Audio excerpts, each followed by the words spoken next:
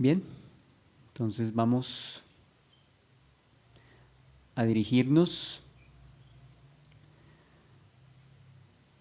a Mateo capítulo 10. Vamos a proseguir en este tema donde el Señor comisiona y envía a sus discípulos. Mateo capítulo 10. Y recordemos que estamos en la segunda parte de este capítulo, que es la persecución a los discípulos, del versículo 16 al versículo 31. Habíamos visto que el Señor pone delante de los discípulos pues la posibilidad real de ser no solamente aborrecidos, sino también perseguidos. Entonces, frente a esto, el Señor les comienza a hablar. Habíamos visto en el versículo 16, yo los envío como ovejas en medio de lobos. Sed pues prudentes como serpientes y sencillos como palomas. Versículo 17, y guardaos de los hombres, porque os entregarán a los concilios y en sus sinagogas los azotarán, os azotarán.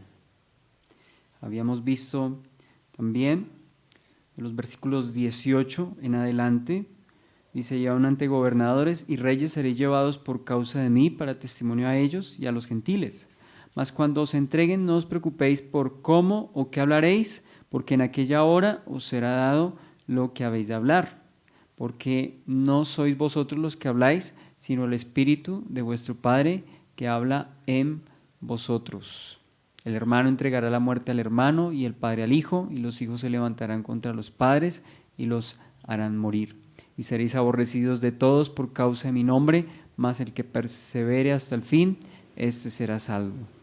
Cuando os persigan en esta ciudad, huid de la otra, porque de cierto os digo que no acabaréis de recorrer todas las ciudades de Israel antes que venga el Hijo del Hombre. El discípulo no es más que su maestro, ni el siervo más que su señor. Bástale a discípulo ser como su maestro y al siervo como su señor. Si al padre de familia llamaron Belcebú, cuanto más a los de su casa. Habíamos visto que la tribulación entonces es una posibilidad, y más allá de una posibilidad, habíamos visto que es como el distintivo de la iglesia a lo largo de la historia. La tribulación habíamos visto que era pues no un fin en sí misma, sino más bien un medio, mediante el cual pues el Señor pues está pues perfeccionando, está formando a los discípulos. Bien, habíamos entonces también considerado el desprecio de los hombres.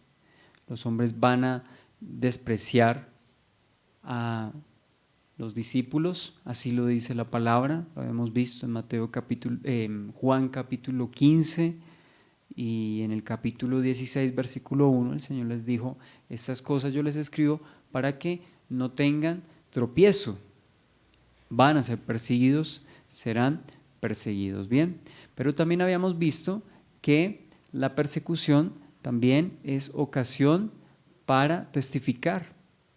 De los versículos 18 al versículo 20 habíamos considerado que iban a ser llevados ante gobernadores, que fue precisamente lo que ocurrió con el apóstol Pablo, lo que ocurrió con muchos discípulos durante la Reforma. Martín Lutero, entre otros, fueron llevados ante reyes, y en esa oportunidad y en esa ocasión ellos dieron testimonio de su fe, de sus convicciones. Bien, habíamos también considerado Primera de Pedro, capítulo 4, el 12 al 16, que decía, pues resumiéndolo, que no se nos haga extraño si somos atribulados y si pasamos por el fuego de prueba. Dice que si padecemos como cristianos, bienaventurados somos. Habíamos visto cómo el apóstol Pablo también había testificado delante de los reyes, delante de los procuradores, delante de Félix, delante de Festo, delante de Agripa, y probablemente, por lo que vemos en el libro de los Hechos, no nos da esos detalles, pero probablemente también le testificó al emperador. No creo que él hubiese desperdiciado esa oportunidad para hablarle al gobernador. También habíamos hablado y considerado pues el respaldo de Dios en medio de la persecución. Dios iba a poner en ellos las palabras, les iba a dar la prudencia necesaria. Dice, no os preocupéis por cómo o qué hablaréis. El Señor entonces, ¿qué les prometió? Les prometió dar denuedo, les prometió dar sabiduría para testificar, y que sería el mismo Espíritu quien hablaría a través de ellos. También habíamos hablado de la persecución de la propia familia en el versículo 21, y también habíamos considerado allí mismo más adelante otro pasaje, por ejemplo, ahí en el capítulo 10, versículo 34 en adelante. Dice versículo 35, porque he venido para poner en disensión al hombre contra su padre, a la hija contra su madre y a la nuera contra su suegra, y los enemigos del hombre serán los de su casa. De hecho, recordemos que en un principio el Señor Jesús fue tenido por parte de su familia como alguien fuera de sí, como alguien fuera de sí. Más adelante, pues en ellos hay sensatez, en su mamá, y más adelante también en su hermano Santiago, que viene a ser pues una columna, prácticamente un apóstol en medio de la iglesia. Entonces vemos que al principio el propio Señor sabe lo que es precisamente pues que su propia familia no esté de acuerdo, y es lo que también ha pasado en muchos hogares, en nuestras vidas. En algún momento hemos visto la oposición de parte de nuestra propia familia. Entonces, esta situación de rechazo por parte de familiares no debe ser extraña, ¿sí? El Señor la está anunciando de antemano. Recordemos lo que dice Juan 16:1.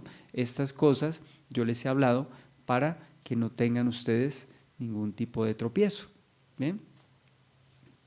Ahora, ¿de qué podemos también ver en esos versículos? La perseverancia en medio de la persecución. Versículos 22 al versículo 23. Y seréis aborrecidos de todos por causa de mi nombre, mas el que persevere hasta el fin, éste será salvo.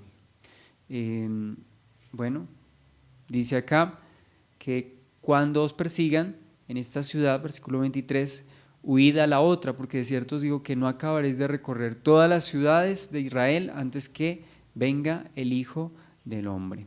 Y aquí hay una frase pues interesante. Dice que el que persevere hasta el fin, este será salvo. ¿A qué nos referimos entonces con ello?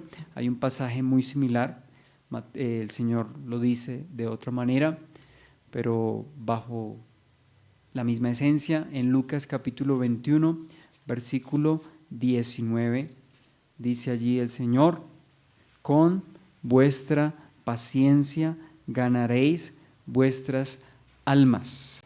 Y aquí hemos de pues aclarar algo. Esta salvación, cuando hablamos de que el Señor les dice no teman, ¿cierto? Con paciencia van a ganar sus almas. Esta salvación a la que nos estamos refiriendo acá no significa necesariamente salir ileso, porque ya la historia nos ha demostrado que muchos creyentes han dado sus vidas como mártires.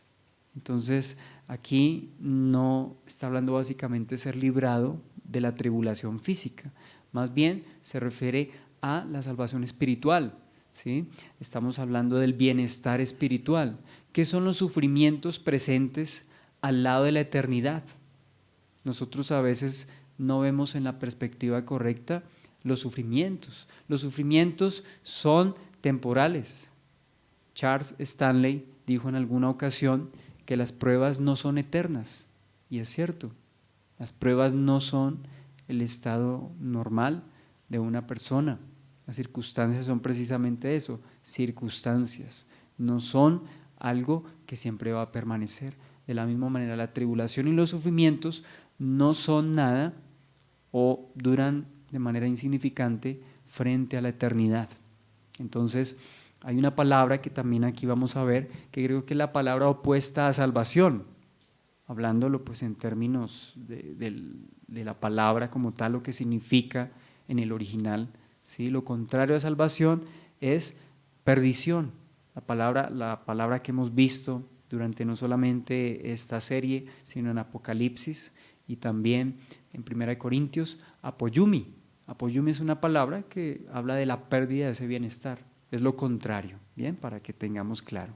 Por un lado, salvación, por otro lado, perdición o destrucción. Y también hemos aclarado y hemos enfatizado que la palabra apoyumi no significa necesariamente aniquilación.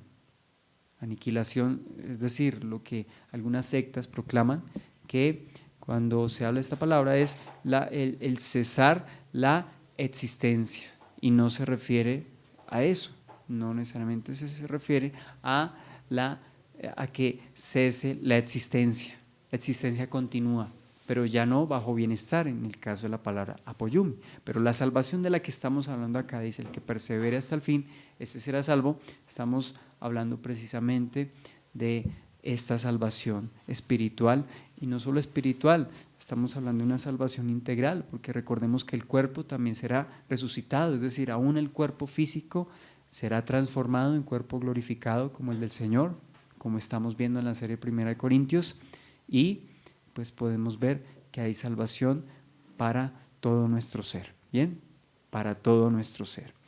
Entonces, el perseverar en sí no es precisamente lo que produce salvación, porque si nosotros vemos este versículo aislado de la doctrina del Nuevo Testamento, alguien dirá: entonces depende del esfuerzo personal. No, más bien la perseverancia, la paciencia, ¿sí? El perseverar, el persistir es el resultado de la salvación, es correcto. ¿Cómo lo sabemos? Recordemos que este pasaje no está desligado de otros pasajes. El Señor, por ejemplo, dijo: separados de mí no podéis hacer nada. Eso incluye la salvación, no podemos ser salvos. Entonces, ¿qué queremos ver acá? Que la evidencia de que una persona es salva es que persevera, y por eso el Señor dice: el que persevera hasta el fin, ese será salvo. Es decir, se ha demostrado que esa persona es salva. Ahora, nosotros no estamos aquí para escoger quién es salvo y quién no es salvo. Eso es algo que le compete a la omnisciencia y pues al plan del Señor. En cuanto a nosotros, hemos de persistir, de perseverar. Bien, ese es pues nuestro propósito, ese es nuestro objetivo. Bien, entonces aquí, si proseguimos nosotros, dice el Señor ahí más adelante: no acabaréis de recorrer todas las ciudades de Israel, dice, no acabaréis de recorrer todas las ciudades de Israel antes que venga el Hijo del Hombre. ¿Qué significa entonces esta frase? ¿Qué significa esta afirmación? Bueno, hay varias posturas, hay varios comentarios al respecto, y podemos mencionar algunos. Cuando dice que no acabéis de recorrer todas las ciudades de Israel antes que venga el Hijo del Hombre, ¿qué puede interpretarse? En primer lugar, la reunión de Jesús con los discípulos al fin de ese viaje, es decir, que ellos otra vez regresarían con el Señor y no acabarían de recorrer todas las ciudades. Irían a varias de las ciudades en Israel, pero no acabarían de recorrer todas las ciudades. En segundo lugar, algunos hablan de la aparición clara del Señor Jesús como el Mesías. En tercer lugar, la venida en la persona del Espíritu Santo para consolarlos, es decir, después de que el Señor asciende y en el Pentecostés se podría cumplir. En cuarto lugar, algunos dicen la venida en la destrucción de Jerusalén en el año 70. Otros creen que es para el juicio final. Otros mencionan la transfiguración como cumplimiento de este pasaje, ¿sí? Y bueno, yo creo, pues en lo personal creo que esto hace referencia a la segunda venida del Señor, a la segunda venida del Señor y a los creyentes que estén en aquel entonces, según lo que estamos viendo en este contexto. Pero entonces, ¿por qué en otro pasaje dice que será predicado el Evangelio a todas las naciones? Sí, pero de todas esas naciones no se especifica qué ciudades específicamente. Es decir, va a ir a todas las naciones, ¿cierto? El Evangelio va a tener una predicación, ¿cierto? Como hasta el día de hoy vemos que hay una propagación, hay una distribución de la Escritura a lo largo del mundo, así como hay persecución, también la palabra se ha llevado a muchas partes, a muchas partes. Entonces, probablemente se está refiriendo a la venida del Señor. Bien. Porque la tierra será llena del conocimiento de la gloria del Señor, del conocimiento de su gloria, así como las aguas cubren la mar. Bien, el discípulo imita a su Señor, versículo 24 al versículo 25. El discípulo no es más que su maestro, ni el siervo más que su Señor. Bástale al discípulo ser como su maestro y al siervo como su Señor. Si al padre de familia llamaron Belcebú, cuánto más a los de su casa. Y aquí podríamos decir, ¿quién es el siervo para que eluda la persecución cuando su propio Señor no la eludió? ¿Quiénes somos nosotros para esquivar la tribulación y el rechazo de los hombres cuando nuestro propio Señor no la esquivó? Entonces, con ese pensamiento nosotros estamos pues considerando esto, ¿no? Nosotros no somos más que el maestro, es decir, ¿quiénes somos nosotros para eludir la persecución? ¿Sí? ¿Qué dice el Señor? Bástale al discípulo ser como su maestro, es decir, ¿cuál es nuestro objetivo? ¿Cuál es nuestro propósito? El Señor. Dice en Romanos capítulo 8, dice que el Señor a los que antes, permítame, vamos a citarlo, Romanos capítulo 8, solamente lo voy a citar, versículo 29 al 30, pero específicamente solo el 29, porque a los que antes conoció, también los predestinó para que fuesen hechos conformes a la imagen de su Hijo, para que Él sea el primogénito entre muchos hermanos. ¿Cuál es el propósito de Dios? Entonces, al predestinar a aquellos a quienes antes conoció, quiere, por consiguiente, que sean conformados o hechos a la imagen de su Hijo. Es decir, ¿cuál es el propósito del discípulo? Ser como su maestro. Específicamente en este punto, ¿en cuanto a qué?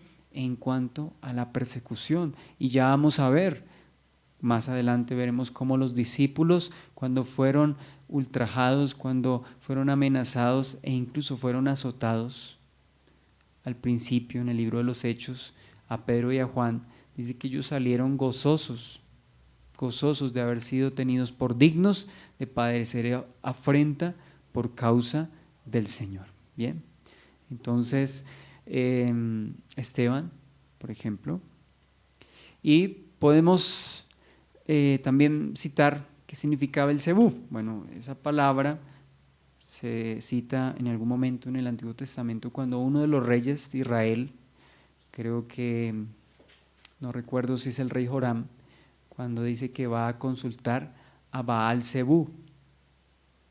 Bueno, no nos vamos a detener mucho en esto, de hecho el expositor A.T. Robertson dice que no vale la pena pues invertir mucho estudio, mucho esfuerzo para saber lo que significa esta palabra, pero Baal-Zebú parece que era un dios que era venerado en Ecrón.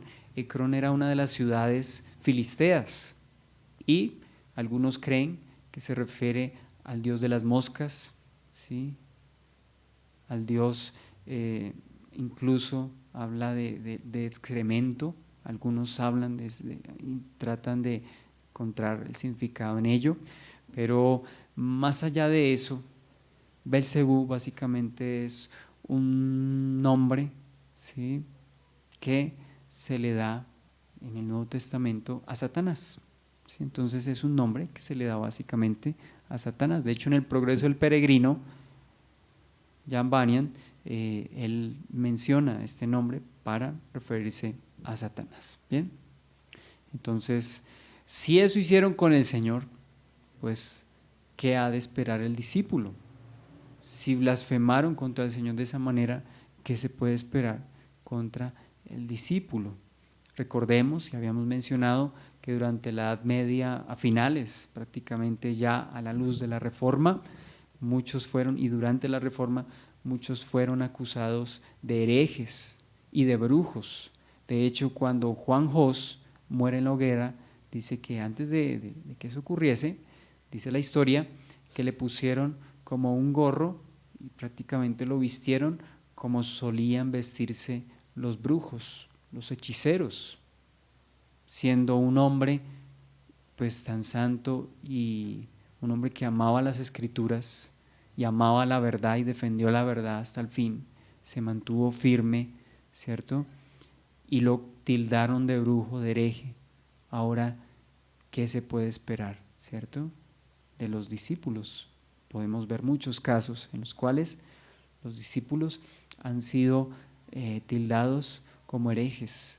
De hecho, allí en Juan dice que incluso pensarán que rinden culto a Dios, pues al perseguirlos. Bien, entonces podemos notar esto en este versículo. Bien, ahora el llamado a no temer. Vamos a considerar los versículos 26 al versículo 31 bajo este título, el llamado a no temer. Y dentro de esto vamos a evidenciar 3 razones por las cuales un discípulo no debe temer. En primer lugar, porque todo será revelado, versículo 26 al versículo 27. En segundo lugar, porque los perseguidores solo pueden destruir el cuerpo físico, versículo 28.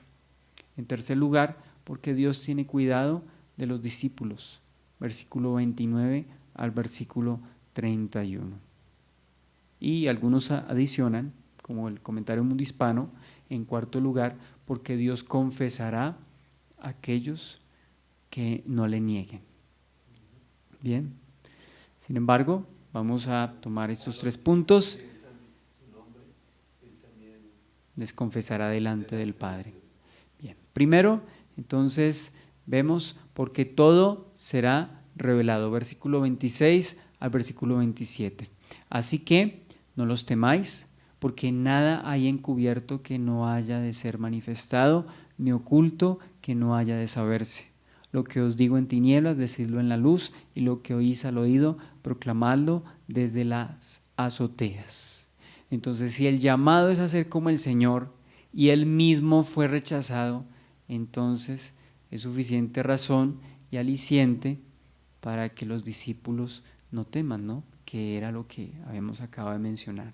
Si al padre de familia, ¿cierto? Dice, llamaron Belcebú, cuanto más a los de su casa, o sea, no respetaron al principal, pues algo muy similar ocurrirá con sus discípulos. Bien. Ahora, cuando menciona que nada hay encubierto, cuando dice nada hay encubierto, básicamente lo que le está diciendo a sus discípulos, en primer lugar, es que ellos no podían dejar de comunicar este mensaje aunque fuesen perseguidos. Ellos no podían dejar de comunicar este mensaje tan importante aunque fuesen perseguidos. De la misma manera como un soldado lucha por su nación, ¿cierto? Y por causa de sus superiores, aun aunque eso le cueste la vida, ¿cierto? Porque tiene una misión y ha jurado lealtad. De la misma manera, pues el discípulo no puede ocultar este mensaje. Si dice no hay nada encubierto que no haya de ser manifestado, ni oculto que no haya de saberse. Entonces la predicación del evangelio está por encima del aborrecimiento de las personas. El rechazo entonces no es excusa para que no se deje de proclamar el evangelio. Más bien, esto puede ser un indicativo de que se está predicando el evangelio correcto. Bien. Ahora, en el versículo 26 también habla de la hostilidad, ¿cierto?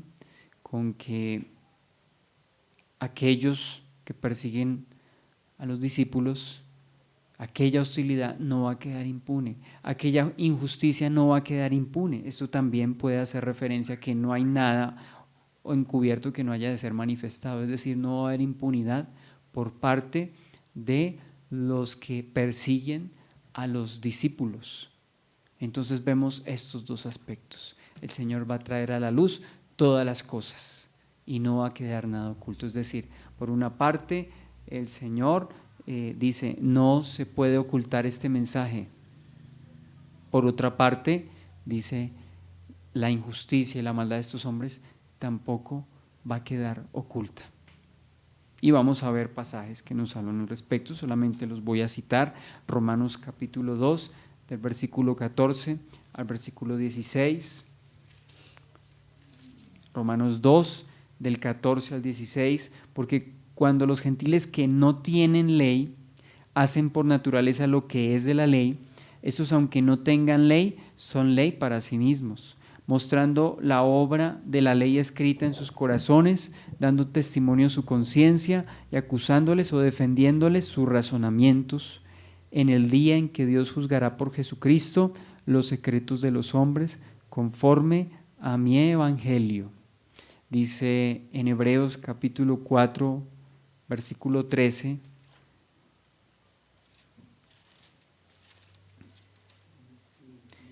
y no hay cosa creada que no sea manifiesta en su presencia. Antes bien, todas las cosas están desnudas y abiertas a los ojos de aquel a quien tenemos que dar cuenta. Todas las cosas, dice, están desnudas y abiertas a los ojos de aquel a quien tenemos que dar cuenta. Y más adelante, Apocalipsis capítulo 2, versículo 23, el Señor hablando de su omnisciencia, porque es el enfoque de este pasaje. Y a sus hijos heriré de muerte, y todas las iglesias sabrán que yo soy el que escudriña la mente y el corazón, y os daré a cada uno según vuestras obras. Y en el capítulo 20, versículo 12, dice, y vi a los muertos grandes y pequeños de pie ante Dios, y los libros fueron abiertos, y otro libro fue abierto, el cual es el libro de la vida, y fueron juzgados los muertos por las cosas que estaban escritas en los libros, según sus obras. Entonces nada queda encubierto, todo queda manifiesto delante del Señor. Entonces, ¿qué podemos concluir de este segundo punto? En primer lugar, pues el mensaje del Evangelio no se puede callar, debe ser manifestado. Cuando dice que lo que hoy se ha oído proclamarlo desde las azoteas, no es la terraza que nosotros nos imaginamos de una casa, ¿sí?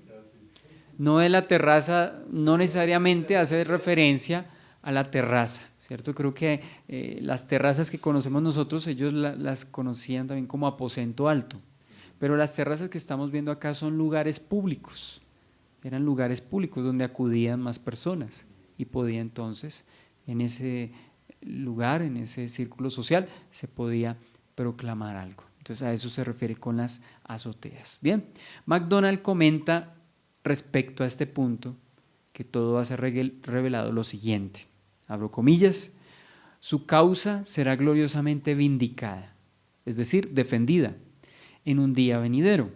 Hasta ahora el Evangelio había estado relativamente oculto y sus enseñanzas habían sido dadas relativamente en secreto, pero pronto los discípulos habrían de proclamar de manera denodada el mensaje cristiano que hasta este punto les había sido comunicado secretamente, esto es, en privado. Entonces, ¿qué va a revelar el Señor? Por una parte, la insensatez de los impíos al rechazar a los mensajeros y al rechazar el mensaje. Y por otra, se va a revelar la verdad del Evangelio y la dignidad y la justicia de los discípulos. Entonces, resumimos en esos dos puntos este primer aspecto, porque todo será revelado. Bien, vamos a pasar entonces al segundo aspecto, que es porque los perseguidores solo pueden destruir el cuerpo físico. Versículo 28.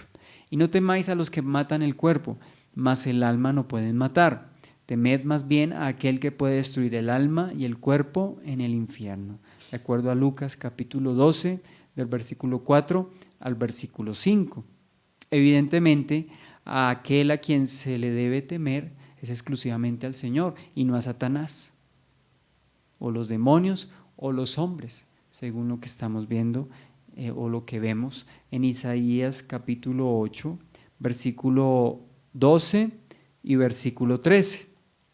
Isaías 8, versículo 12 y versículo 13, dice allí: no llaméis conspiración a las cosas que este pueblo llama conspiración, ni temáis lo que ellos temen, ni tengáis miedo. A Jehová de los ejércitos, a Él santificad, sea Él vuestro temor, y Él sea vuestro miedo. Entonces, Isaías 8, del 12 al 13. Por ejemplo, vemos el denuedo de Pedro, precisamente lo que estaba nombrando hace unos momentos, respecto a que ellos proclamaron la verdad y aunque fueron amenazados, ellos dijeron: no podemos dejar de hablar lo que hemos visto y lo que hemos oído. Es decir, esto tiene que ver también con el primer punto.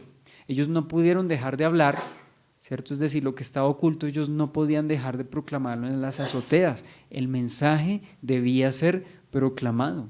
Entonces, ellos prefirieron antes obedecer al Señor antes que a los hombres, aun si eso significaba rechazo, persecución. Eso lo encontramos, o la misma muerte, sí Señor. Eso lo encontramos en Hechos capítulo 4, del versículo 17 al versículo 21. Dice: sin embargo, para que no se divulgue más entre el pueblo, dijeron los principales ancianos, sacerdotes, amenacémosle para que no hablen de aquí en adelante a hombre alguno en este nombre. Y llamándolos, les intimaron que en ninguna manera hablasen ni enseñasen en el nombre de Jesús. Mas Pedro y Juan respondieron diciéndoles: juzgad si es justo delante de Dios obedecer a vosotros antes que a Dios, porque no podemos dejar de decir lo que hemos visto y oído. Ellos entonces les amenazaron y les soltaron, no hallando ningún modo de castigarles por causa del pueblo, porque todos glorifican a Dios por lo que se había hecho. Pues ahí solamente los amenazaron, pero un capítulo más adelante, en el capítulo 5, cuando de nuevo son confrontados por los principales de los judíos, en el capítulo 5, versículo 29, respondiendo Pedro y los apóstoles dijeron: es necesario obedecer a Dios antes que a los hombres. Vuelven y enfatizan lo que habían dicho la primera vez, ¿sí? Y del versículo 40 al versículo 42, dice: y convinieron con él, y llamando a los apóstoles después de azotarlos, les intimaron que no hablasen en el nombre de Jesús, y los pusieron en libertad. Y ellos salieron de la presencia del concilio gozosos de haber sido tenidos por dignos de padecer afrenta por causa del nombre. Y todos los días en el templo y por las casas no cesaban de enseñar y de predicar a Jesucristo. Es decir, contrario a ser intimidados o amilanados, ellos más bien fueron estimulados a seguir proclamando el mensaje. Entonces podemos ver que ellos entendieron y seguramente recordaron, entre todo lo que el Señor les dijo, este pasaje. Dice: no teman a los que matan el cuerpo. Ellos podrían quitarles sus vidas, pero no podían quitarles su salvación. Bien, cuando dice a continuación, dice: puede destruir el alma y el cuerpo en el infierno. O sea, a él se ha de temer. Dice: teman más bien a aquel que puede destruir el alma y el cuerpo, dice, en el infierno. Bien, entonces esto es la prueba concluyente de que hay un infierno tanto para el cuerpo como para el alma en el mundo eterno o en el siglo venidero. En otras palabras, el tormento que espera a los perdidos tendrá elementos de sufrimiento que afectarán tanto la parte material como la espiritual de nuestra naturaleza. Partes, se nos asegura, que existirán para siempre. Entonces, dice que el tormento que le espera a los perdidos, ¿sí?, tendrá elementos de sufrimiento que afectarán tanto la parte material como a la espiritual de nuestra naturaleza. O sea, eso no se refiere a nosotros como creyentes, sino a aquellos que rechazan, sino que tanto los creyentes como los no creyentes poseen una parte física y una parte espiritual, ¿sí? Espíritu, alma y el cuerpo. Bien, Entonces, aquí habla de aquellos que, el que puede destruir el alma y el cuerpo en el infierno. Aquí está la otra palabra.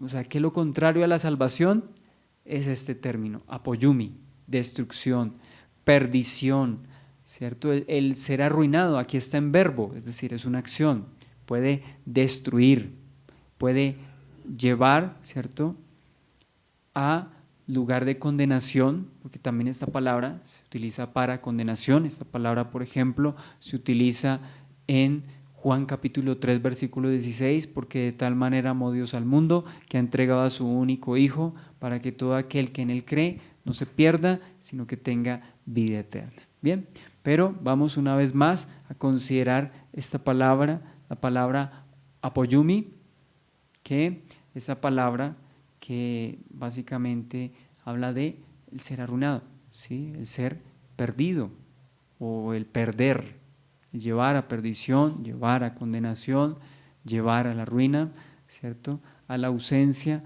del bienestar espiritual, es lo que nos está hablando allí. Bien, ahora también habla del infierno, infierno. ¿Sí? Nosotros habíamos considerado este tema cuando estuvimos en el Sermón del Monte, ¿sí? Habíamos hablado y considerado esta palabra. Bueno, hay dos palabras para hablar del tormento una vez la persona muere. La primera de ellas es Hades. Hades es un lugar, ¿cierto?, que también se identifica con el Seol del Antiguo Testamento. No tenemos el tiempo para hablar de todo esto, pero voy a tratar de resumir lo que ya hemos visto antes. El Seol o el Hades es un lugar de tormento que, pues hasta el Antiguo Testamento, hasta antes de el Señor efectuar su obra de redención, hace referencia a ese lugar de tormento. O sea, hay dos compartimentos. El primero, un lugar de tormento, y el otro se conoce como el seno de Abraham. Eso lo encontramos en Lucas. Lucas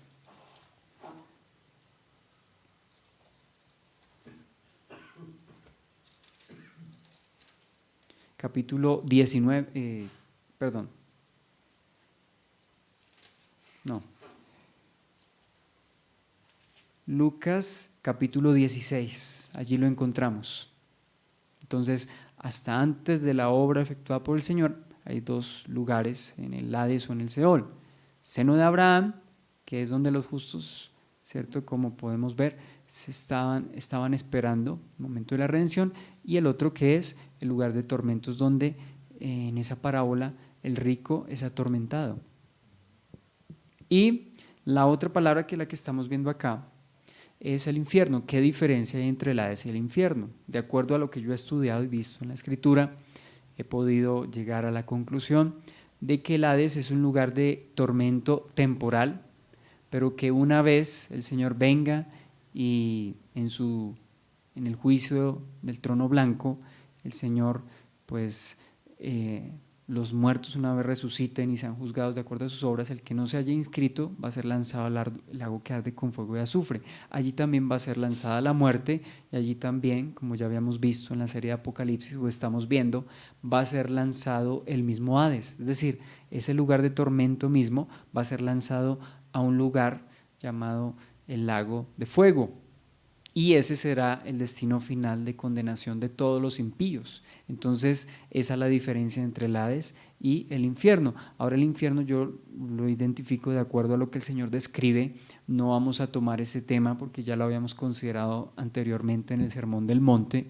Es la descripción muy pues, adecuada al lago de fuego, que es un lugar donde el fuego no se extingue, un lugar de tormento, un lugar donde es el lloro y crujir de dientes. Bien, normalmente nosotros identificamos o pues decimos indistintamente a Hades o infierno, ¿sí? Sin embargo, estrictamente hablando, hay una separación entre el Hades y el infierno. El Hades, un lugar temporal de tormento que va a ser lanzado al lago de fuego. Y esta palabra, el infierno, la Gehenna, es ese lago que arde con fuego y azufre, que es la muerte segunda, es decir, el destino final de los impíos. Creo que el Señor aquí se está refiriendo es a ese infierno, a la gehenna. Bien, entonces también tenemos que aclarar, porque los testigos de Jehová hablan de que la gehenna es solamente un basurero o un lugar donde en el Antiguo Testamento se le ofrecía adoración al dios Moloc. Era un lugar de culto idolátrico, un lugar pagano, que después vino a ser un basurero en Jerusalén, donde botaban la basura a las afueras de esa ciudad, y también incluso tiraban cadáveres. O sea que era un lugar que constantemente tenían que estar quemando, ¿cierto? Porque era un basurero, y también pues se mezclaba todo ello, ¿no? Los olores y todo esto, pues era un lugar bastante desagradable, pero era como el basurero de Jerusalén.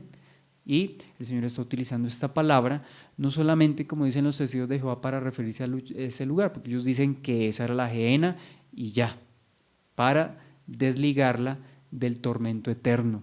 Pero la gehenna, por lo que estamos viendo, es una expresión que el Señor menciona, o es un lugar al cual el Señor les está mencionando para que tuviesen una idea pequeña de lo que es el infierno, el lugar de condenación. Pero él citó ese lugar, ese basurero físico, para referirse a un lugar de tormento que no cesa. El mismo Señor lo dijo. El mismo Señor lo dijo. Entonces, no solamente se refiere al basurero, eso tiene una aplicación más profunda, espiritual, es decir, un lugar de condenación. Bien, un lugar de condenación. De hecho, Apocalipsis 14:11, hablando respecto a los que adoren a la bestia de su imagen, dice que van a ser llevados a ese lugar. Dice que el humo de su tormento sume por los siglos de los siglos, no tienen descanso los que adoran a la bestia. Entonces, ese lugar va a ser un lugar de tormento eterno, no puede referirse a un lugar físico meramente, porque entonces no tendría esa connotación de tormento eterno. Bien, entonces vamos a pasar al tercer punto. Tercera razón por la cual no temer, porque Dios tiene cuidado de los discípulos. Versículo 29 al versículo 31.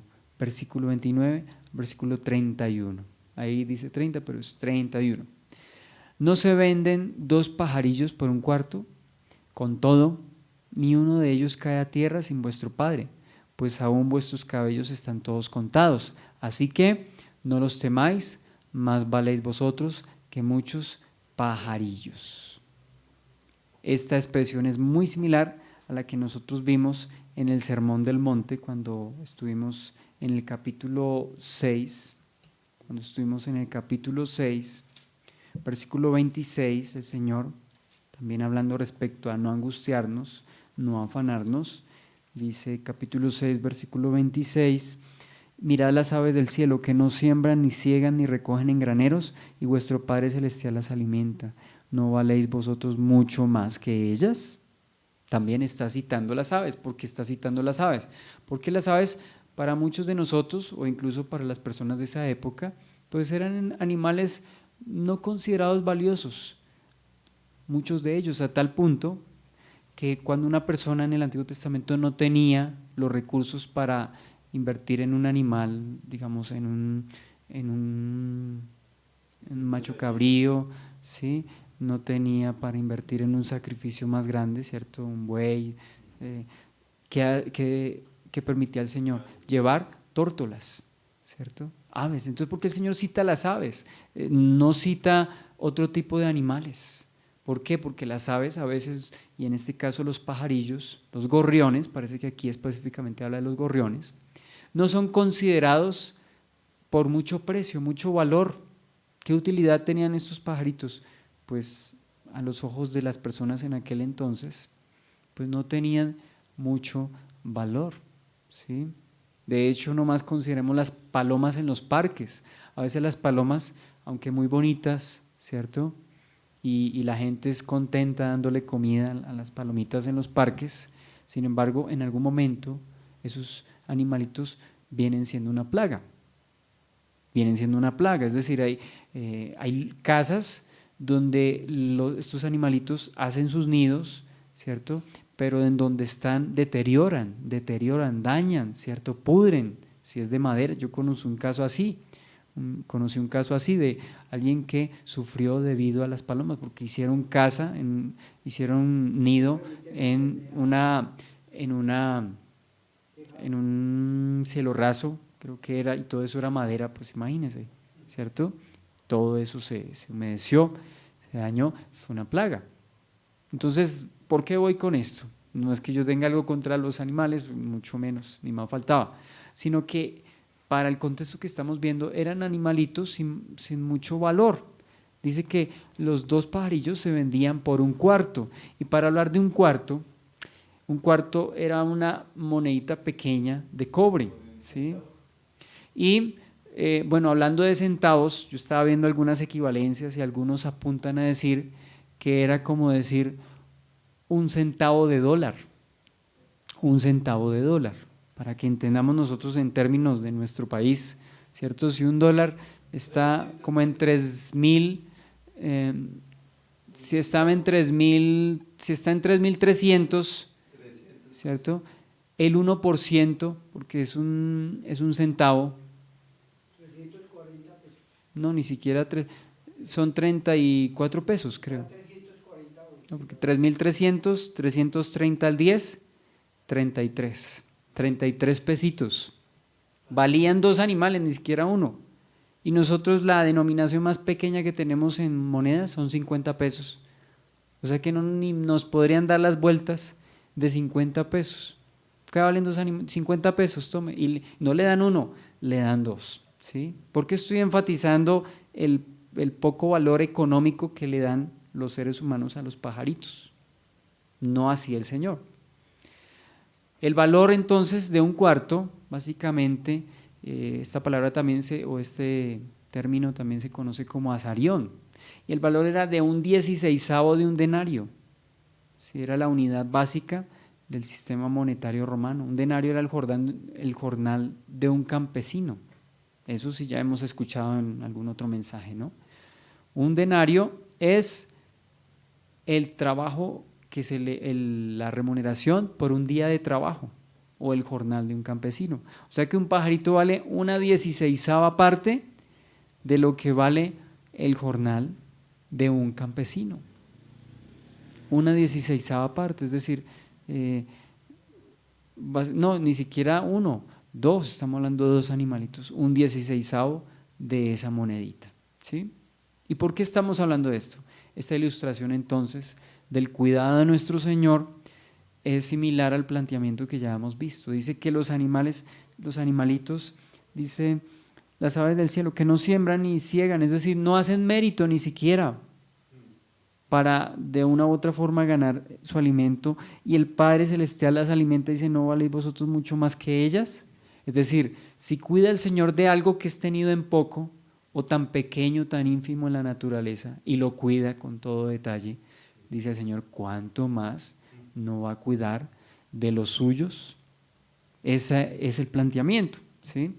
Si cuida de aquellos que son estimados por poco delante de los hombres, es decir, esos animalitos valen 1/4, ¿cuánto más ha de cuidar el Señor de sus hijos? Y si Dios tiene contados los cabellos de cada discípulo, lo cual es algo que también nos parece poco relevante, es decir, ¿a quién se le ocurre contar los cabellos? Bueno, algunos, científicamente hablando, hay algunos que hablan de no sé, cuántos cabellos pueden haber en la cabeza de una persona. Pues en algunas personas no será difícil contarlos porque ya casi pronto no tenemos. Entonces será más fácil contar en unos que en otros, ¿cierto? Pero nadie se pone a contar porque es algo tedioso y casi que imposible, ¿no? Contar cada cabello. Pero ¿qué está diciendo el Señor? Que aún los cabellos de la cabeza de un discípulo están contados, ¿sí? O sea que si el Señor se ocupa y conoce algo que para nosotros no es relevante y más bien tedioso de hacer, ¿no se ocupará con mayor razón de algo importante, es decir, de sus hijos? Mundo Hispano lo explica de la siguiente manera, quiero citarlo, abro comillas. Jesús emplea 2 ilustraciones y 2 silogismos para subrayar el cuidado amoroso que Dios tiene de sus mensajeros fieles. Esos silogismos, pues es como ese razonamiento lógico, ¿cierto? Para expresar algo, o una verdad, o un principio. En primer lugar, el silogismo sigue así. El primero, Dios cuida de los pajaritos. ¿Qué es lo primero? Dios cuida de los pajaritos. Segundo, los pajaritos tienen menos valor que los siervos de Dios. Por consiguiente, en tercer lugar, sin duda, Dios cuidará de sus siervos. Y en el caso de los cabellos, en el segundo punto, que es el segundo silogismo, que es el de los cabellos. Primero, Dios sabe exactamente cuántos cabellos tenemos. Segundo, el cabello es de poco valor en comparación con la vida. Y en tercer lugar, por implícito, sin duda Dios sabe de nuestras necesidades y cuidará de nosotros. Si sabe de nuestros cabellos, no va a saber de nuestras necesidades con mayor razón. Ese es el razonamiento, fin de la cita. Esta última verdad entonces nos recuerda la omnisciencia del Señor y cómo Él está pendiente de cada detalle, aún desde el vientre materno. Eso lo encontramos en el Salmo 139, versículo 13 al versículo 18. Mi embrión vieron tus ojos y en tu libro estaban todas aquellas cosas. ¿Cuál libro? Es decir, en el plan, en el propósito de Dios, en el designio de Dios, ¿cierto? En la mente de Dios estaban escritas todas esas cosas, es decir, lo que compone nuestro cuerpo, lo que compone nuestra vida. Dice que todas esas cosas estaban escritas en su libro antes de que fuesen formadas. Y dice el salmista, cuán preciosos me son, oh Dios, tus pensamientos, cuán grande la suma de ellos. Si los enumero, dice, si los enumero, se multiplica más que la arena. Es decir, un razonamiento así, si lo consideramos, es algo increíble, increíble que Dios conozca cuántos cabellos tenemos y que el Señor se ocupe de los pajaritos. Dice que ninguno cae a tierra sin vuestro Padre, es decir, ninguno cae sin que el Señor permita y conozca. Permita y conozca. Alguien decía como de manera, o sea, entendámoslo desde el punto de vista que lo quiero plantear. Alguien decía que Dios está en el funeral de cada pajarillo. ¿Qué quiere decir eso? Que ninguno cae a tierra sin vuestro Padre, es decir, sin que el Padre lo conozca. Y de algo interesante aquí también, el Señor les habla de Dios como su Padre. ¿Cuándo lo habíamos visto?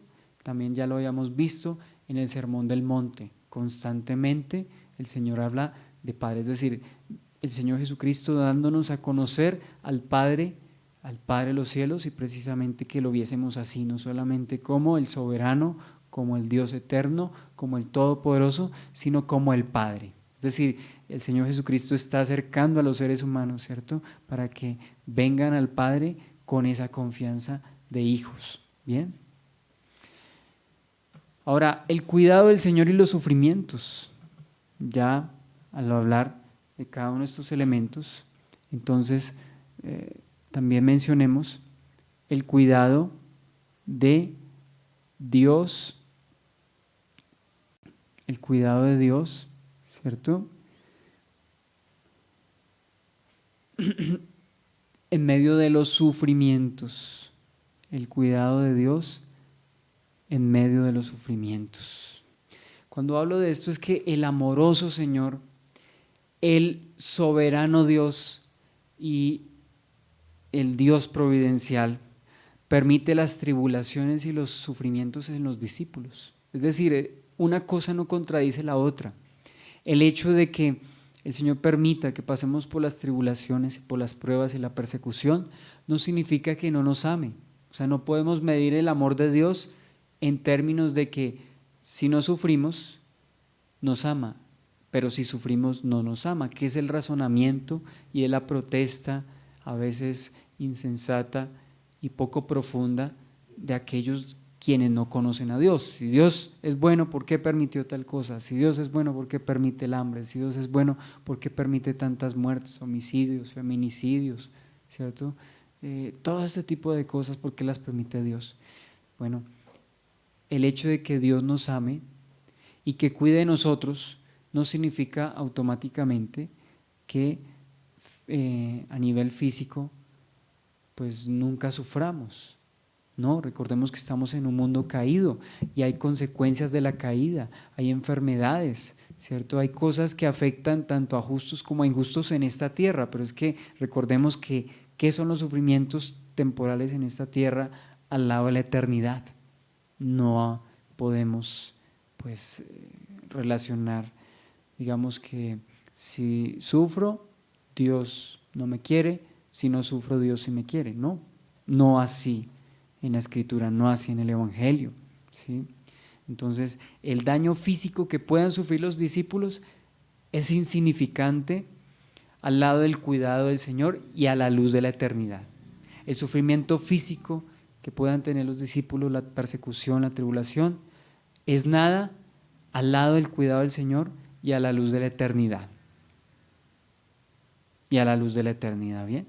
Dicho de otra manera, las tribulaciones no implican el descuido del Señor, ¿sí? Ya nos acabamos de dar cuenta que el Señor hasta cuida los detalles ínfimos de la naturaleza, como la muerte de los pajaritos o el cuidado de los pajaritos, e incluso los cabellos de la cabeza de cada persona, de la cabeza de cada persona, ¿sí? Entonces consideremos, por ejemplo, que el propio Hijo de Dios, siendo el Hijo de Dios, dice que no fue eximido de la muerte. Y eso no significa que el Padre no amaba al Hijo, lo ama, de tal manera amó Dios al mundo que entregó a su único Hijo. ¿Se da cuenta? O sea que si el Hijo de Dios mismo no fue eximido de la cruz, ¿quiénes somos nosotros para pedir que no pasemos por el sufrimiento? Si vemos en Hebreos, una cita en Hebreos que nos menciona que el Hijo de Dios fue oído a causa de su temor reverente, pero como alguien también nos hacía ver, el hecho de que haya sido oído no significa que haya sido eximido de la cruz. Fue oído, pero no eximido, ¿sí? Era parte del plan de Dios, pero el hecho de que el Hijo de Dios haya pasado por la cruz no significa que no haya sido amado del Padre. ¿Está claro? O sea, si eso nos queda claro, entonces también nos queda claro que el hecho de nosotros pasar por dificultades no significa que Dios no cuide de nosotros. Claro que sí, acabamos de verlo, que el cuidado de Dios va más allá de lo físico, es la salvación espiritual. Perdón, es la salvación espiritual. Dios cuida de sus hijos, ¿cierto? Dice que no pueden, los que atribulan no pueden destruir el alma. Destruyen el cuerpo, pero no el alma, que es lo importante, el alma. Y Dios que cuida es lo más importante del alma, ¿sí? De la naturaleza eterna de una persona. No significa que el cuerpo no, el cuerpo será resucitado. Pero, ¿qué hacen los que destruyen el alma? Los que destruyen lo físico. El cuerpo, pero el cuerpo en última será resucitado. ¿Recuerda el evento de los dos testigos en Apocalipsis? La bestia les quitó, dice que los venció, pero los venció físicamente, porque al tercer día resucitan y son llevados a la presencia del Señor. Entonces, en últimas no se les hizo un daño definitivo, que la bestia sí va a sufrir. Entonces, vamos a dejarlo allí y proseguiremos considerando todos estos aspectos del cuidado de Dios. Si no hubiera sufrimiento, ¿qué consolador no lo podría consolar? Correcto, si no hubiese sufrimiento, como también alguien mencionaba, además de su merced, dice que no habría consolación, no habría consolación. Entonces no existiría 2 Corintios capítulo 1, cuando dice que Pablo fue consolado por Dios para también consolar a otros. O sea que en medio del dolor, en medio de la tribulación, de las dificultades, conocemos el consuelo de Dios. ¿Cómo se conoce el consuelo de Dios? No cuando todo va bien, sino en las dificultades, en las circunstancias difíciles. Señor, gracias por tu palabra, gracias por este mensaje, gracias por tu misericordia, porque tú cuidas de tu pueblo, tú cuidas de tus hijos, estás pendiente de nuestras necesidades, Señor. Por eso a ti te alabamos, te exaltamos y te bendecimos, Señor. Quédate en medio de nosotros, síguenos ayudando, síguenos fortaleciendo, síguenos sustentando y sosteniendo con la diestra de tu justicia. Gracias por tu cuidado. Aún gracias porque en medio de los sufrimientos, de la persecución, de las tribulaciones, tú estás allí, Señor. Tú nos cuidas y tu cuidado va más allá de lo físico, Señor. Incluye lo físico porque también nos has alimentado. No significa que nuestro cuerpo no lo cuide, Señor. Tú has provisto para nuestras necesidades, para las cosas que materialmente necesitamos, la comida, el vestido, Señor. Pero aún si esto faltara, podemos contar con que tú preservas nuestras almas, Señor. Que el que persevera hasta el fin, ese será salvo, Señor. Gracias, Dios, porque tú mismo eres quien nos has dado el ejemplo. Señor, tú mismo pasaste por sufrimiento, Señor. Por eso nos comprendes, nos puedes consolar y puedes, Señor, enseñarnos a vivir, Señor, para tu gloria y aún aprender en medio de todas estas circunstancias difíciles, Señor. Te damos las gracias, te glorificamos, te exaltamos. Quédate en medio de nosotros en el nombre de Jesús. Amén. Bueno, bendiciones.